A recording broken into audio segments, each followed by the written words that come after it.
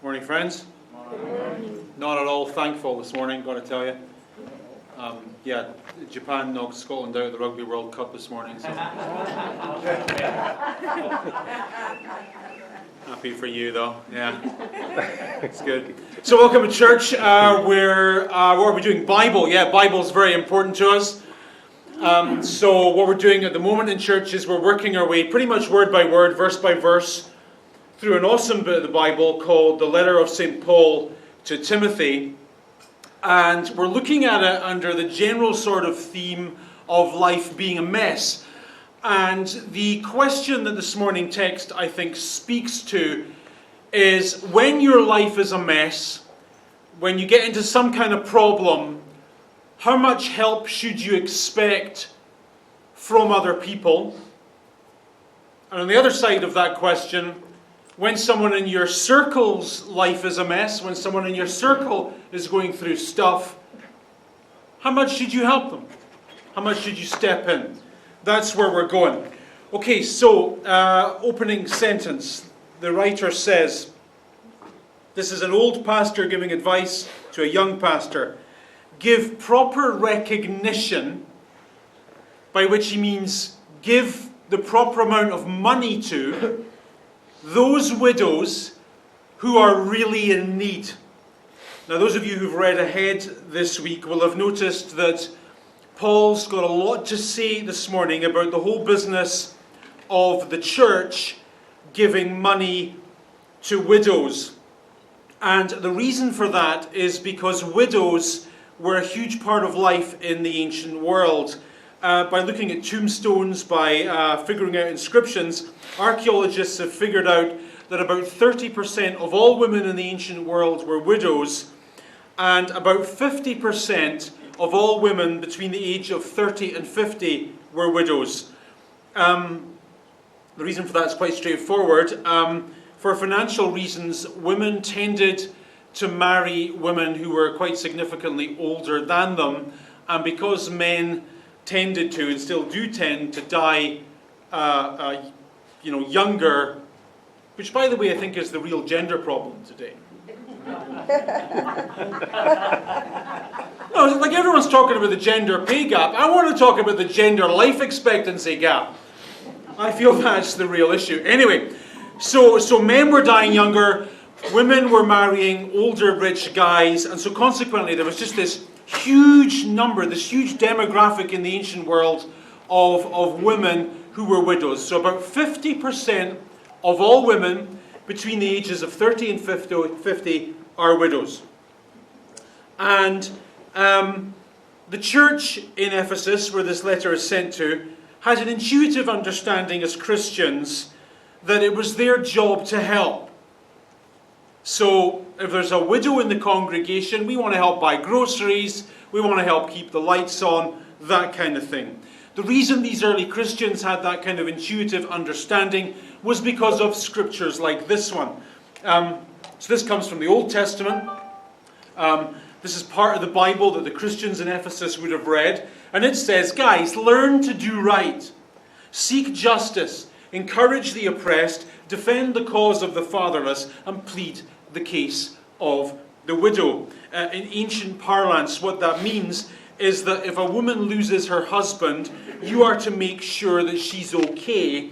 And the early church read this kind of verse in the Bible and said, right, here's what we're going to do. All of the women in our church who've lost their husbands, which is about half of them, they will be literally added to the church payroll. So every week, we're going to help put food on their table. We're going to help keep their lights on and keep their homes warm. We'll take care of them. This will be the church, they said, where no widow will ever want for anything, which was hugely noble, but it seems entirely misguided and inappropriate. So in the following sentences, Paul tells Timothy that he has to radically overhaul the way he's been caring for widows. And what he basically says is the church have been giving away too much help too indiscriminately. Now step out of the Bible for a moment and step into your life. Stop talking about money for a moment and talk about the other important stuff in your life. Stuff like your time. Stuff like your energy. I think the apostle, it would be quite legitimate to extrapolate from what the apostle says and say something like, you know what? I get you're nice. I get that you mean well. But maybe you've been giving away too much of yourself, too unthinkingly. Too much of your time. Too much of your heart. Too much of your energy. And what you've found is you've been surrounded by people who are only too happy to take away your time and take away your energy. And drain you and drain you and drain you. And if you don't start being a little more discriminate and a little bit more picky, you're going to find yourself drained with nothing left to give. And that is essentially what the apostle says to Timothy in this letter. You must teach the church to be more choosy, to be more discriminate, who and who they do not give help to.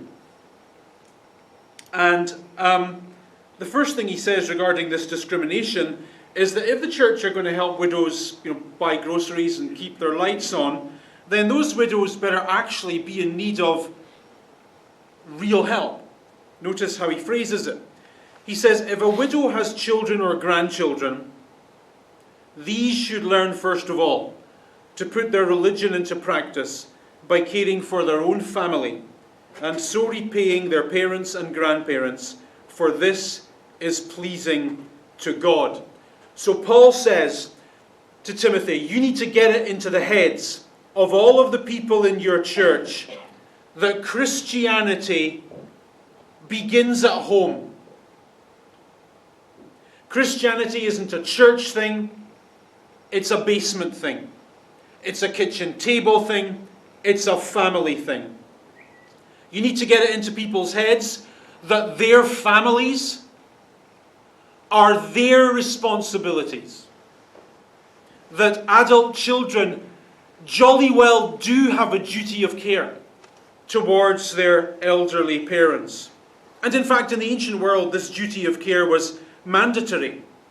Because everyone knew that women tended to end up as widows, the cultural practice was that when a woman got married, she was given a dowry from her parents, and that dowry was usually a large sum of money or some serious financial asset, and that went into the marriage as an insurance policy for a rainy day.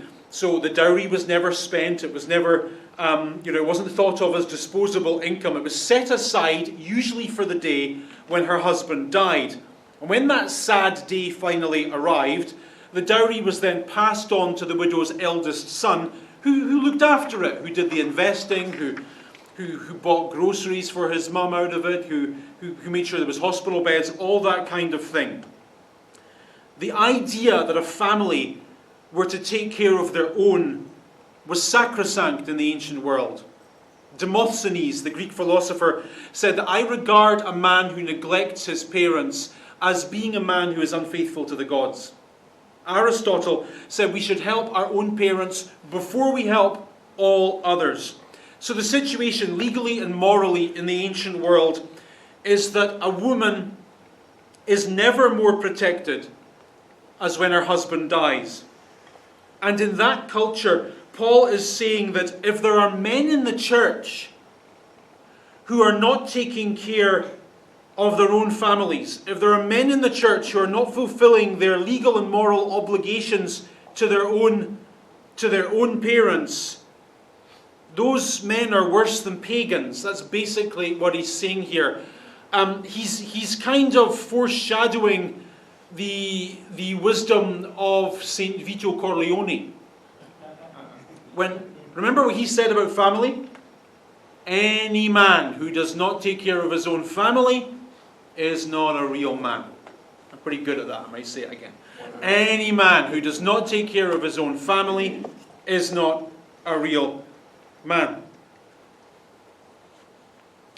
So, Timothy then is to confront some of these men in the church and say, buddy, I'm sorry. It's time to man up.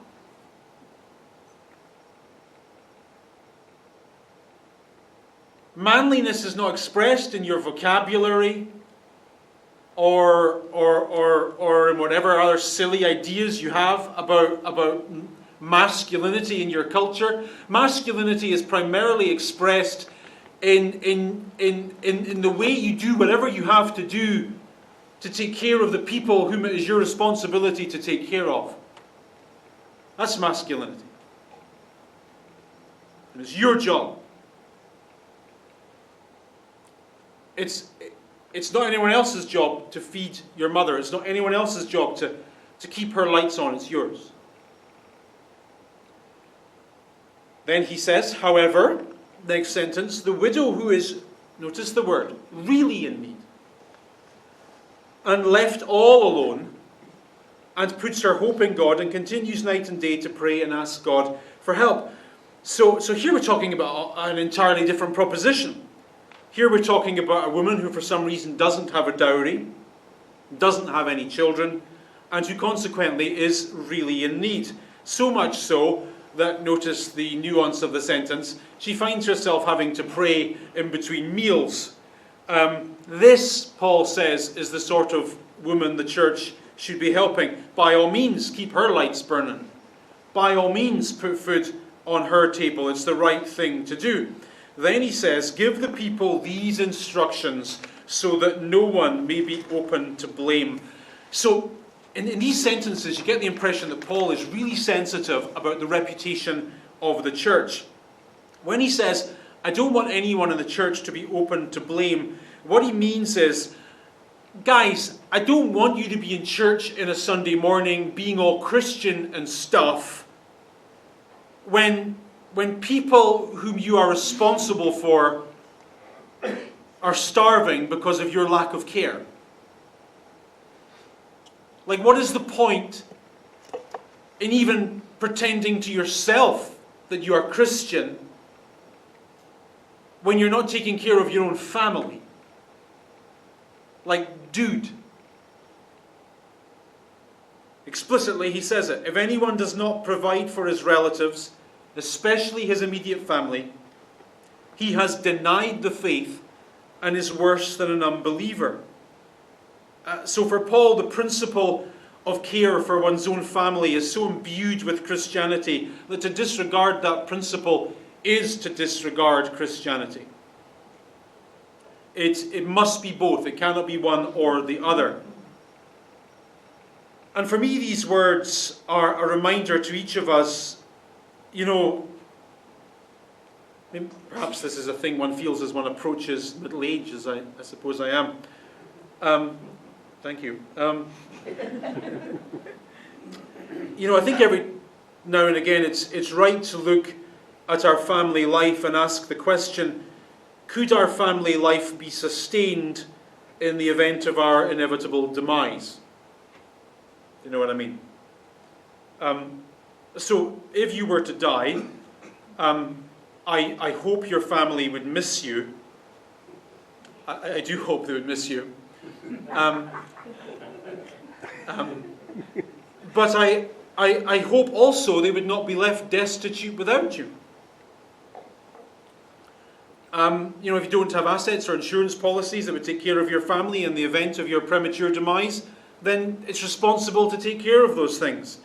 To ask the questions, how will they buy groceries if the worst happens? How will they keep the lights on? How will they, you know, how will my children be taken care of? How will my family have any kind of meaningful life if I suddenly get hit by a bus?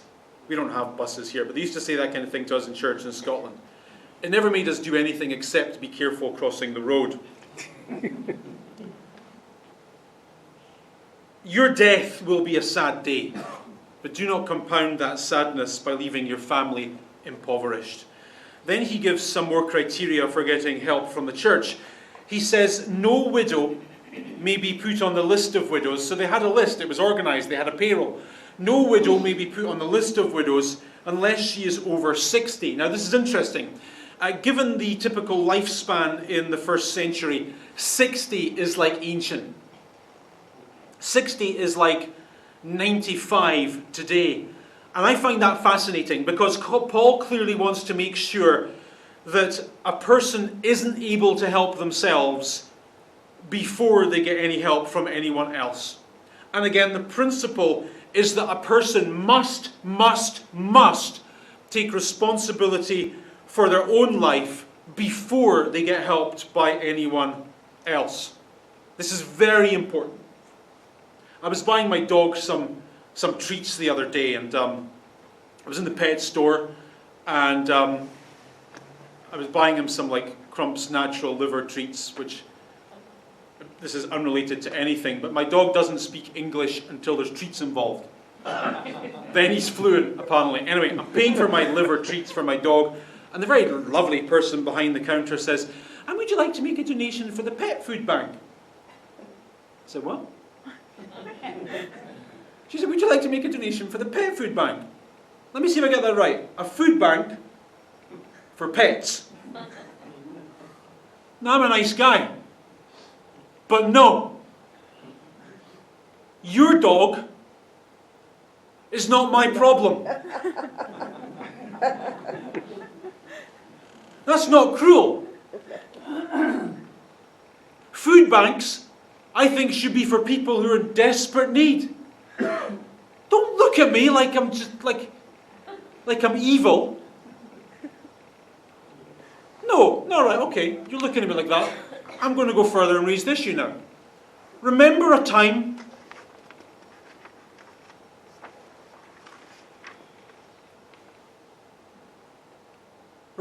when people wouldn't ask for help until they really, really needed it?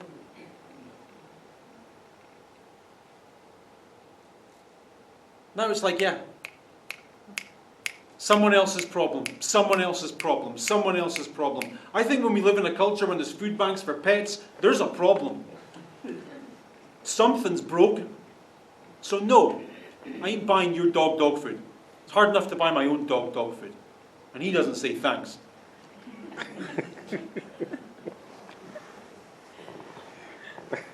Do you know I get really worried when people say things like, "No one is helping me"? How about you help you? You might not be the cause of your problems,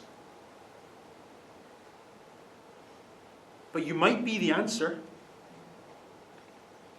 With enough chutzpah and get up and go, you might be the solution to the problems you didn't cause. Maybe. Somehow. Anyway, he says, before you help a widow, she should have been faithful to her husband, a woman who is well known for good deeds, such as bringing up children, showing hospitality, washing the feet of saints, helping those in trouble, and devoting herself to all kinds of good deeds. In other words, she is to live a demonstrably good life. Then Paul gives some more controversial criteria. Why not? Even more controversial than pet food banks. He says, as for younger widows, so mid-20s, 30s, do not put them on such a list. Do not help them. Don't give them anything. For when their sensual desires overcome their dedication to Christ, they'll want to marry, thus bring judgment on themselves because they have broken their first pledge. Now, this is one of those parts of the Bible, and there are many parts of the Bible that just don't read well in the 21st century. This is one of those bits of the Bible that wasn't checked off by PR before it made it to the publishers. So here's what's going on here. Very simply. In the 21st century, that sentence is grotesque. But in the first century, this was a hot topic. Young widows were controversial. Here's why. A few weeks ago, I taught you that in the first century, a new type of woman is emerging within Roman culture. So in the latter days of the Roman Republic, so 30, 40 BC, that kind of era, the Senate passed an obscure piece of legislation that for the first time allowed women to inherit wealth directly. And so you had this culture where women were marrying older men, in many cases older, richer men, and sadly, the older, richer men were dying, and suddenly these young women were having total control of enormous assets. And a small group of them, with their newfound wealth and newfound freedom, were rebelling against the conservative values of Roman culture. So ancient Roman culture, very conservative. Women were expected to stay at home in long dresses, not really have sex unless babies were involved, not have any friends, not have any hobbies, cook, clean and sew. You get the drill, right? That was life for a typical Roman woman. Suddenly in like the 30s and 40s before Christ, some of them start getting money and they start saying, nah, I don't want to do that anymore. I want to have my own friends, I want to have my own hobbies, I want to have my own lovers, I want to have my own business interests, I want to burn my bra, all that stuff. And it was crazy.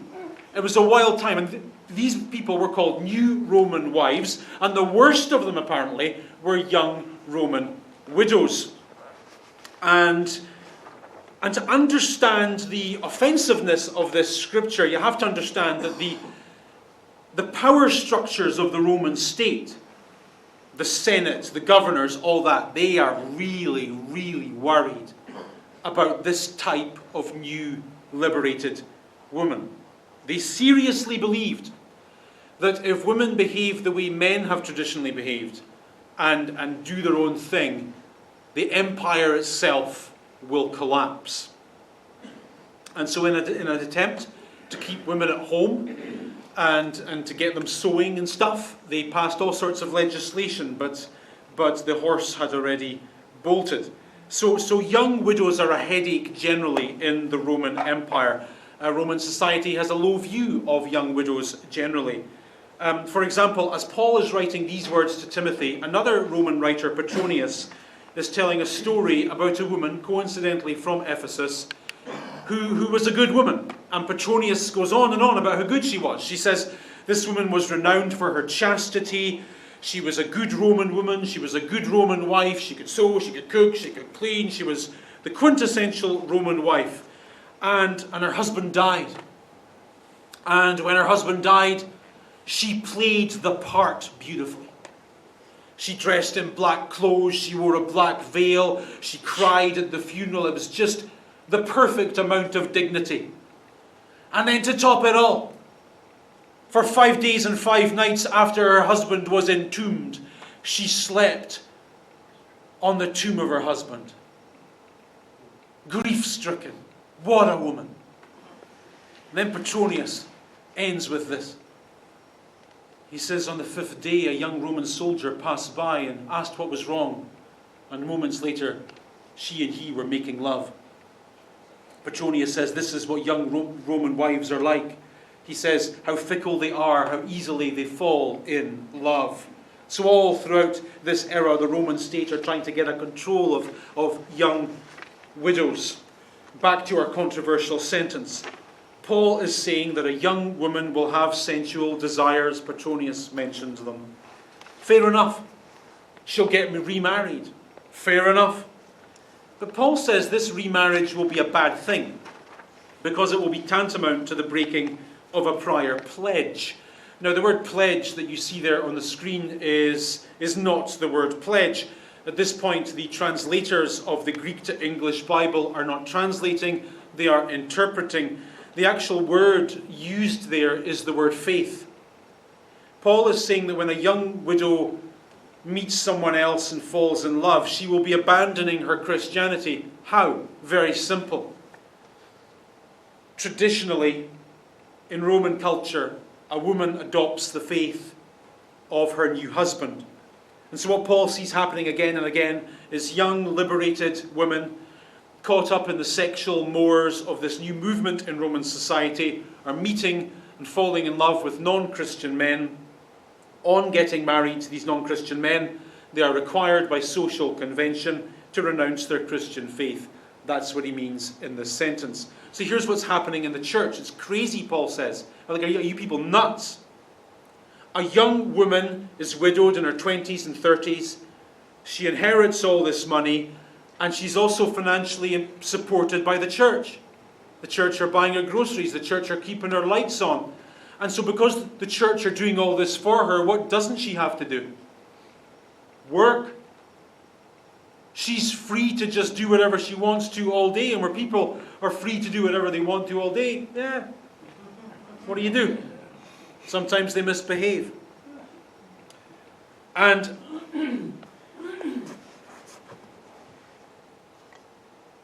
yeah, it's nuts, so stop it, Paul says. Like, stop helping people who, who don't need your help, who should be helping themselves, and at the end of the day, they're going to walk out on you anyway. They're not going to say thanks. Again, stepping out of the Bible, not talking about money or widows anymore, talking about your most valuable things. Time, energy. How much do you invest in other people? And it's not appreciated, you don't get thanks, and at the end of the day, it comes back to bite you. And sometimes that's the way it works, but don't, life throws you curveballs every now and again, but don't walk into one. Then he says, besides, dude, how can you say this? He says, besides, they get into the habit of being idle, going from house to house, and not only do they become idlers, but also gossips and busybodies, saying things they ought not to do. Now, very important, when he says they get into the habit of being idle, what he means is they have been allowed to learn to be lazy. They have been allowed to learn to be lazy. And you cannot, it is irresponsible, it is unkind, it is uncaring to help anyone be lazy. No one should help anyone live a lazy life. It's not helping, it's cruelty. The particular problem that Paul has with laziness is that giving a person too much time gives them time to get into trouble. So have a look at this. Yeah, good. So what this is a frieze from the Forum in Rome. So if you've ever been to Rome, there's like the middle bit, the old middle bit, the Colosseum, all that bit. So right there's a bunch of ruins that are called the Forum. This was the heart of ancient Rome, where the empire was governed from. And because it was a government area, all of the artwork is basically government propaganda. This particular piece of art was commissioned by Augustus as a way of countering the new type of woman that was emerging within Roman society. And so it's kind of hard to make out, but what this basically is a bunch of women sewing, spinning, making clothes, washing, all that stuff. What Augustus is saying in this piece of government propaganda is that idle women are a social vice. Suetonius, writing in the 2nd century, wrote a very important book called The Lives of the 12 Emperors. And in that book he's got a section on the ideal emperor's wife. And cooking, sewing, cleaning, making your own clothes, making soap, whatever. I don't know. All that stuff. Get busy, get busy, get busy. Whatever it is, get busy doing something. Doesn't matter what it is, just do something. Do something. So Paul's saying, if that's what's expected in pagan culture, if that's what our unchristian society expects of one another, then why should the church expect less? Next sentence. He says, so I counsel younger widows to marry, to have children, to manage their homes, and to give the enemy no opportunity for slander. So the New Testament has this really high view of motherhood. It has this view that a woman who works hard, not just the New Testament, the Old Testament as well actually, has this view of a woman who, there's this phrase in the Hebrew Bible, the Eshet Hayil, the woman of strength.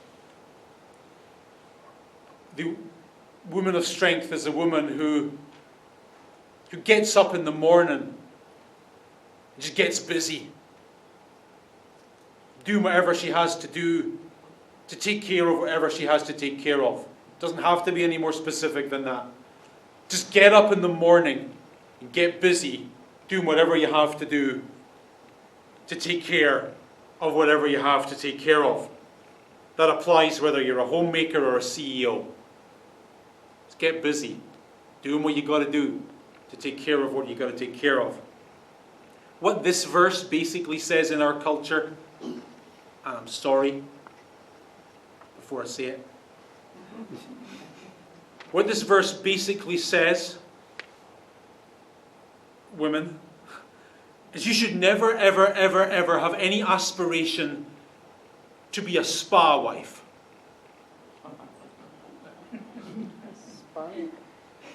The kind of woman who has nothing to do but, get your hair done and get your nails done and meet your friends at the spa for lunch and then go, and see your masseuse. That's not a life, that's a holiday.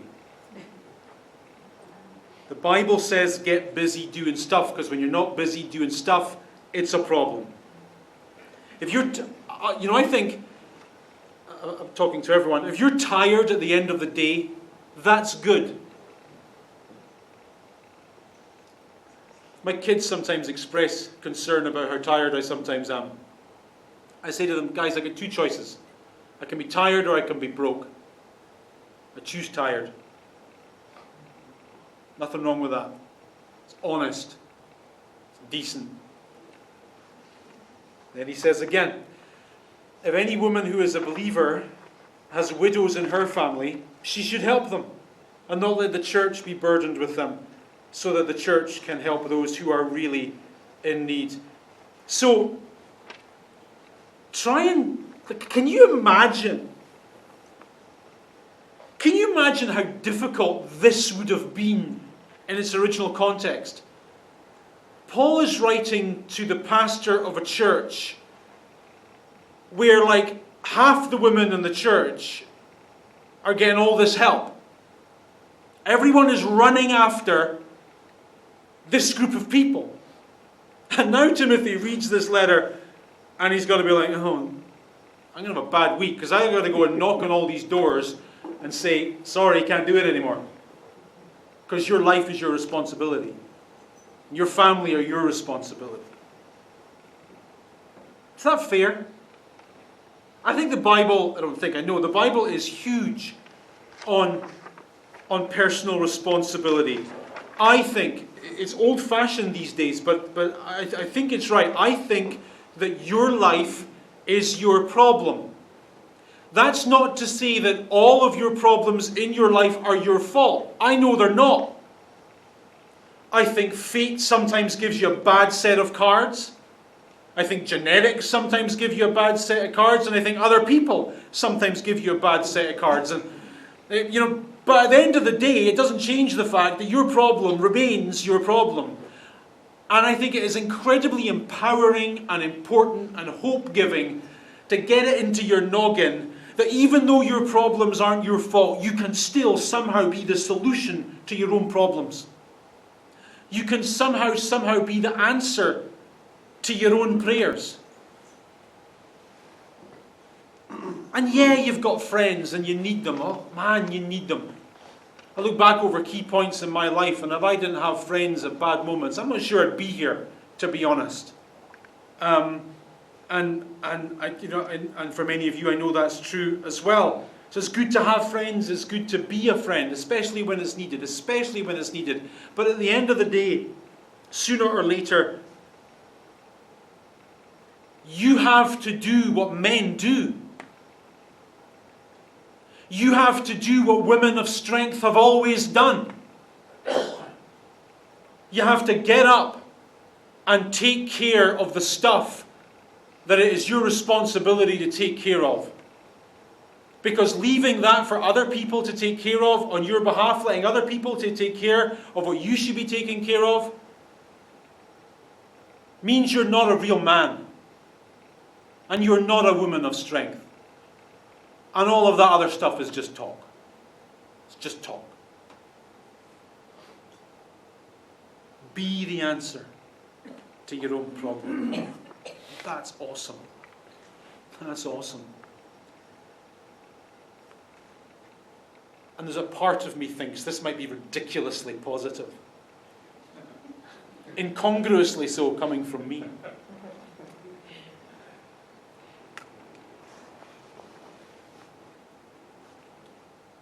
I think that we all settle for way less than we should. And I think that if we knew what we were capable of achieving, of the life we were capable of having for ourselves, if we could get just a snapshot of that today, we'd laugh for joy and dance our backs out. So much more in us. So much more. That's all I've got. I've been grumpy enough and offended you enough. And that's good. That's good. God bless you. Have a great Thanksgiving. I'll be the next one.